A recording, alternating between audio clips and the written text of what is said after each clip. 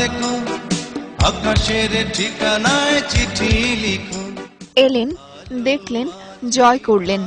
বাংলা চলচ্চিত্রে সালমান শাহের মতো রাতারাতি কিংবদন্তি বনে যাওয়া কিংবা ভক্তের প্রাণের খুব কাছে যাওয়া শক্তি কজনেরই বা ছিল। যতদিন বেঁচে ছিলেন তার কীর্তি আর অবদানের সলতে কখনো নিভু নিভু জ্বলেনি। বাবা বলে ছেলে নাম করবে, সারা পৃথিবী তাকে মনে রাখবে। তাই উজ্জ্বল আলোর শিখার মতোই ৯০ দশকের শুরুতে কেয়ামত থেকে কেয়ামত ছবিও ব্লকবাস্টার হলো।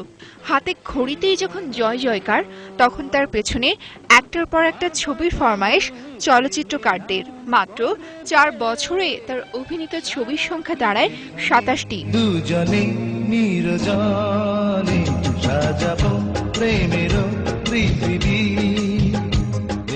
রূপালী পর্দায় রীতিমতো দাবড়ে বেড়াচ্ছিলেন সালমান, কিন্তু হুট করেই যেন কালরাত্রি নেমে এলো জীবনে। কালো ছায়ায় সাময়িক ঢাকা পড়ল বাংলা চলচ্চিত্র। ১৯৯৬ সালের ৬ সেপ্টেম্বর কোটি ভক্ত অনুরাগীকে কাঁদিয়ে না ফেরার দেশে পাড়ি জমান সালমান শাহ। তাকে হারাবার হাহাকার এখনো শোভানোধ্যায়ীর বুকে। ৫ তারিখে রাতে আপনি যেখানে ইন্টারভিউটা নিচ্ছেন, এখান থেকে ঠিক ১০০ গজ সামনে ওই সাউন্ড থিয়েটার হলে রাত্রে ১১টায় বলেছিল যে আমি আপনাদের অনেক কষ্ট দিয়েছি, আমি অনেক ভালো হয়ে যাব, আপনাদের চেষ্টায় আমি আজকে সালমান শাহ। বাংলা চলচ্চিত্রের এক সময়ের যুবরাজ এখনো যেন দিব্যি বেঁচে আছেন তার কর্মে। আমার চোখে সালমান তো মনে করেন একটা রিয়েল হিরো। সিনেমায় নতুন ফ্যাশন এনেছিলেন সালমান।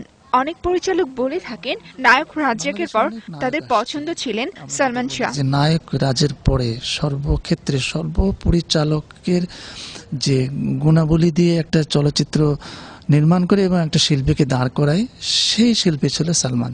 আরো বহু কারণেই হয়তো এখনো বাংলা সিনেমায় সালমান শাহর অভাব বোধ করেন দর্শক, পরিচালক, প্রযোজক সবাই। আমি সবার সেরা কাজ করব। সেজুতি রহমান, বৈশাখী নিউজ, ঢাকা।